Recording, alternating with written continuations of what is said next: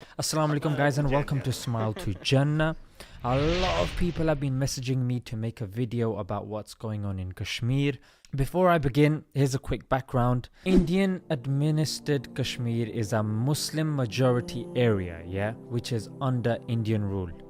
Now this mismatch of leadership and demographic has led to the people rebelling and wanting to join either Pakistan or being outright independent.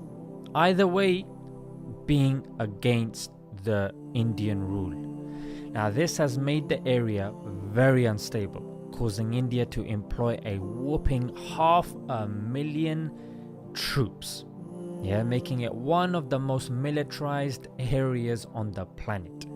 Now India has repeatedly violated human rights, which is a very mild way of putting it, and using extreme force to suppress any opposition. What's going on now? Now there's two incidents that we're going to focus on. The first incident, this was an annual Hindu 45-day pilgrimage to a Himalayan cave shrine, and this was taking place.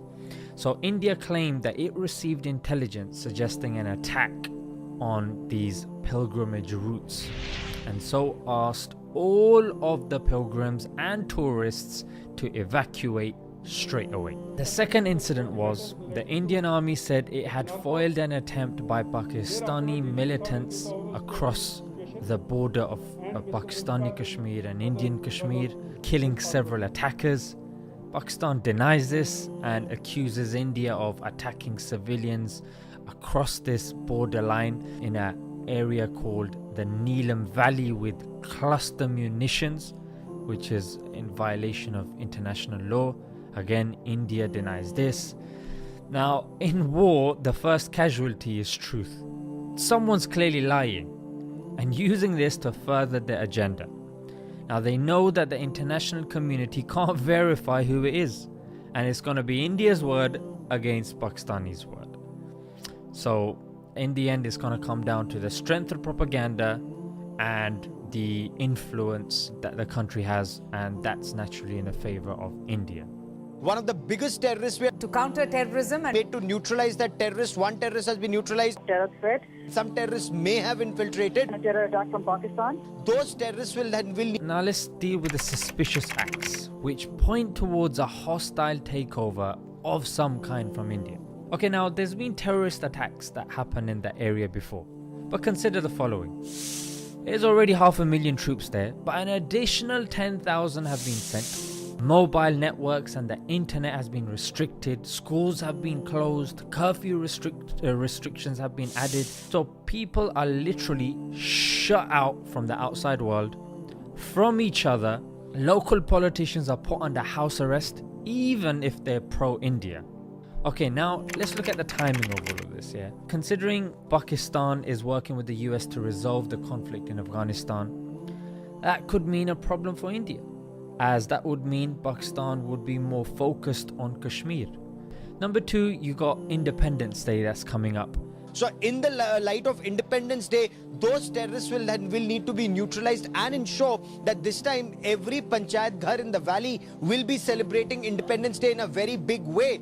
Some might say India is acting in self-defense, but the majority of the evidence says otherwise and points to India being the aggressor. Number one, India has refused third-party mediation, even if it be with the US, to such a degree that Indians were furious when Trump gave the impression that Modi asked him for mediation. Number two, and this is the biggie, Article 370 has now been revoked.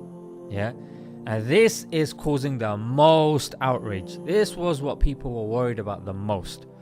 Now, this was the condition with which Indian administered Kashmir agreed to join with India in the first place.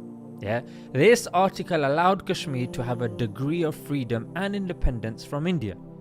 But Hindu nationalists have been fighting against this for a very long time. The Prime Minister, being a Hindu nationalist himself, announced this too when he was running for leadership.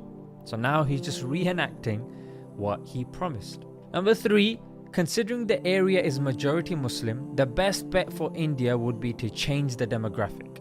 Yeah, because it's more difficult trying to win those people over. So there's two ways that they can do this. Firstly, install illegal settlements like Israel's done in Palestine, as hinted by the BJP leader. And secondly, to revoke Article 35A. And that's just a ticking time bomb. Article 35A prevents people from outside the state from buying land in the territory. Yeah.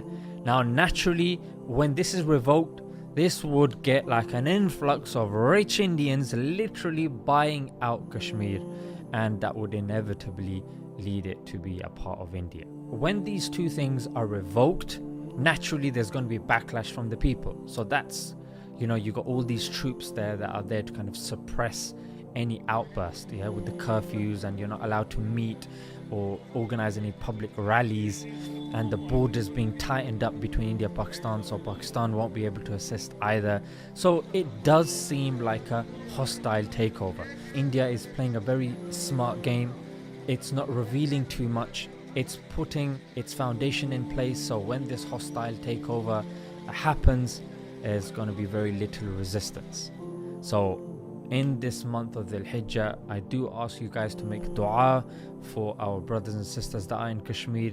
If there's anything that I've missed out, you guys got any more resources, put them in the comments, inshallah. Until next time, Assalamu alaikum.